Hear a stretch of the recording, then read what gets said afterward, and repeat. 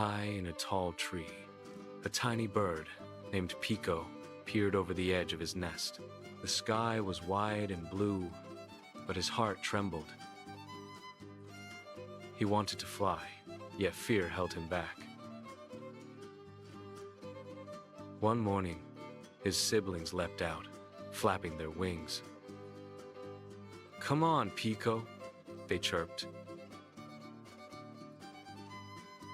Piko shook his head, claws gripping the nest. His heart raced, but his wings stayed folded.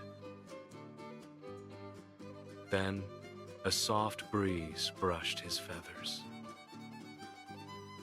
It felt like a whisper, "Trust yourself." Piko closed his eyes, spread his wings, and jumped. The wind lifted him. His wings caught the air, and suddenly he was soaring. Below him stretched the forest, green and endless. Joy bubbled inside him as he sang.